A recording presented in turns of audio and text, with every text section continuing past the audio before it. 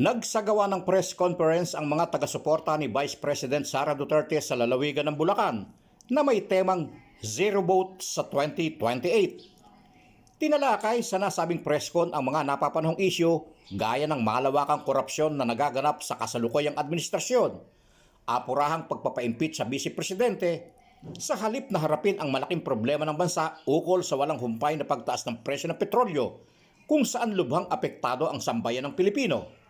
Ano pong kinakatakot nila kay VP Inday Sara na kahit na sa kalagitnaan po tayo ng krisis sa gasolina, pagtaas ng mga bilihin, nakatutok pa rin sila sa impeachment.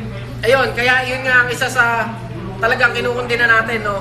Bakit sa daming problema dito sa ating bansa ay pilit nilang inuuna ang illegal na gawain o hakbangin na para ma-impeach si VP Sara? Na alam naman natin na tulad niyan, yung mga krisis sa crudo, gasolina, ba't hindi yun ang tutukan nila? Kasi natatakot sila na kapag upo ni VP as President ng Pilipinas, ay alam nilang mananagot sila. Kaya ngayon pa lang, gumagawa na sila ng paraan para hindi manalo ang ating VP Presidente.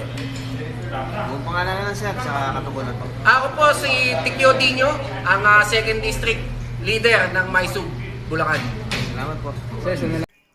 Sa nasabing pagtitipon, pinangunahan ni Maisog Region 3 Chairman Berdel de los Santos kasama ang iba't mang grupo, gaya ni Pao Fortuno ng Sara All Confederation, Retired General Rolando Lorenzo ng Alista Bulacan, TOPS Coalition, Duterte Diehard Supporters at Mayor Inday Sara Supporters o MISS. Mariin nilang kinukundina ang ginagawang impeachment mini-trial na ayon sa mga convenor ay labag sa saligang batas dahil malinaw naman anya na walang sapat na ebidensya ang mga aligasyon. Bagkus ay nais lamang ilihis ng administrasyon ang tunay na isyu sa malawakang korupsyon na nagaganap sa bansa, na agad namang sinusuga ni Senen Rodriguez, lead convenor ng Maisug Bulacan. Kaya panawagan nila zero vote sa 2028 election para sa mga korap na politiko, partikular na sa mga pipirma sa impeachment laban sa pangalawang Pangulo.